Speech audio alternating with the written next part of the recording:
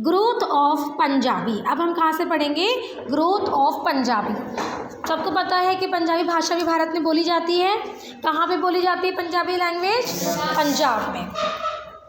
The Sikh gurus enrich this language by their writings. ठीक है, Punjabi language का जो इनरिच्ड है, पंजाबी लैंग्वेज को किसने डेवलप किया है? सिख गुरुज ने। जो सिख गुरु हैं उन्होंने इस लैंग्वेज को डेवलप किया है। It also develop in the medieval period. ये भाषा यानी पंजाबी भाषा भी मिडिवल पीरियड में डेवलप हुई है। The script of Punjabi languages Gurmukhi. Underline करेंगे, क्या स्क्रिप्ट है पंजाबी भाषा की? जो पंजाबी भाषा लिखी जाती है तो उस स्क्रिप्ट को क्या कहते हैं? Gurmukhi. Folktales in Punjabi language further added to the richness of this language. और इसके अलावा लोक कथाएँ, लोक गाथाएँ भी जो हैं पंजाबी भाषा में लिखी गई हैं। मैनी मुस्लिम राइटर्स ऑल्सो रॉट इन पंजाबी। बहुत सारे ऐसे मुस्लिम राइटर्स हैं जिन्होंने पंजाबी भाषा में लिखा है। The writing of Muslim writers in Punjabi were known as qissa. ठीक है, मुस्लिम राइटर्स ने जो भी काम पंजाबी भाषा में किए हैं उसे क्या कहा जाता है? किस्सा। ठीक है, मुस्लिम राइटर्स ने जो भी काम पंजाबी लैंग्वेज में किए हैं उन्हें क्या कहा जाता है? किस्सा। The most famous kissa Heer Ranjha written by Waris Shah still famous worldwide. Heer Ranjha का किस्सा सबको पता है ना? हीर रांझा की एक लव स्टोरी है, it's a love story.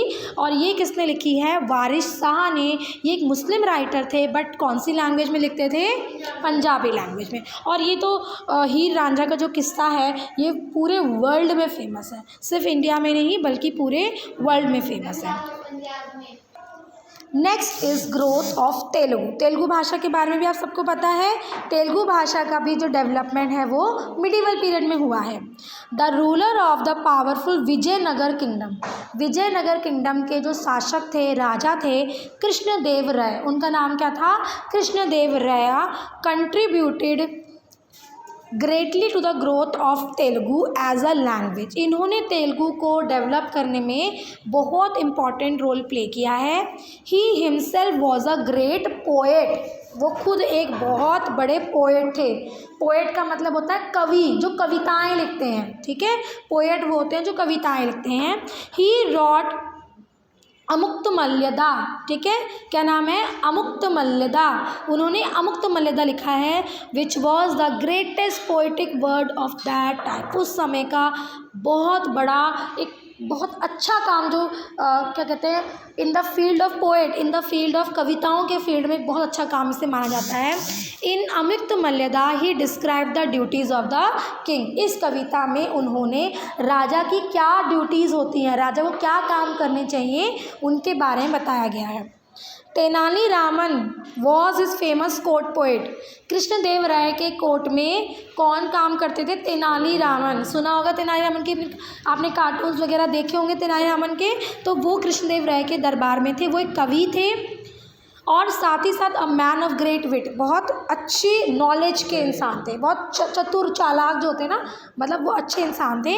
This shows how the ruler of different region took pride in their local language and culture. तो इस तरह से हमें देखने को मिलता है कि किस तरह से अलग अलग रीजन के राजाओं ने अलग अलग भाषाओं को अपने हिसाब से डेवलप किया और फिर उन भाषाओं का इस्तेमाल कविताओं में, कहानियों में, है ना, फोकटेल्स, लोक गाथाओं में, लोक कविताओं में, और यहाँ तक कि शासन चलाने के लिए, रिकॉर्ड्स रखने के लिए, इंस्क्रिप्शन, लोगों तक मैसेज पहुँचाने के लिए, इंस्क्रिप्शन लिखने के लिए किया। Rise of local religious culture. अब तक हम जो है पढ़ते आए हैं कि पढ़ा हमने अभी लैंग्वेज, जो रीजनल लैंग्वेज कैसे डेवलप हुआ। अब हम पढ़ेंगे रीजनल, अलग अलग जगहों के कौन कौन से धार्मिक चीज़ें थी, जो इस धार्मिक कल्चर था, जो इस टाइम में धार्मिक संस्कृति थी जो इस टाइम में डेवलप हुई। हम आज की क्लास में जगन्नाथ कल्ट के बारे में पढ़ेंगे। Worship of Lord Jagannath. ठीक है, लॉर्ड जगन्नाथ जो हैं वो विष्णु भगवान का ही एक नाम है। ठीक है, उनका ही एक नाम है। एट पुरी कहाँ पर है? उड़ीसा में। It is a good example of the rise of local religious culture. हम जगन्नाथपुरी के बारे में इसलिए पढ़ रहे हैं ताकि हम ये समझ सकें कि रीजनल जो रिलीजियस कल्चर था उसका जन्म कैसे हुआ। In the 12th century one of the rulers of the Ganga dynasty ruling Orissa, Orissa में गंगा डायनेस्टी का रूल था। उनमें से एक शासक थे जिसका नाम था राजा अनंत वर्मन। गंगा डायनेस्टी के ये एक शासक थे, इनका नाम था Raja Anant Varman. He decided to set a temple at Puri, उन्होंने डिसाइड किया कि वो पुरी नाम की जगह पर एक मंदिर बनवाएंगे। किसकी पूजा करने के लिए? भगवान जगन्नाथ की पूजा करने के लिए एक मंदिर बनवाएंगे। The ruler of Orissa dedicated their kingdom to this god, क्योंकि वो जो गंगा डायनेस्टी के जो शासक थे, जो राजा थे, वो जगन्नाथ भगवान यानी कि विष्णु भगवान के बहुत बड़े भक्त हुआ करते थे। And rule as the deputy of the god, और वो ये मानते थे कि हमको यानी हम लोगों को भगवान विष्णु ने धरती पर जो है शासन करने के लिए भेजा है, हम उनके कहे अनुसार काम करते हैं। क्योंकि वो इनको बहुत मानते थे, इसलिए उन्होंने इनका बहुत बड़ा मंदिर बनवाने की सोची।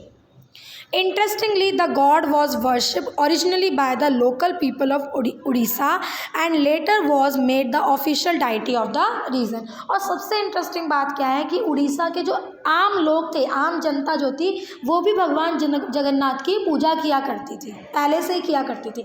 ऐसा नहीं कि राजा ने ज़बरदस्ती थोप दिया कि तुम भी पूजा करो, नहीं, वो ऑलरेडी पहले से ही भगवान जगन्नाथ की पूजा किया करती थी। तो इस तरह से जब जगन्नाथ मंदिर वहाँ पे बनाया गया तो क्या हुआ कि कुछ समय बाद जो है भगवान जगन्नाथ को उड़ीसा का ऑफिशियल भगवान घोषित कर दिया गया कि मोस्टली वहाँ के लोग कौन से भगवान को मानते हैं?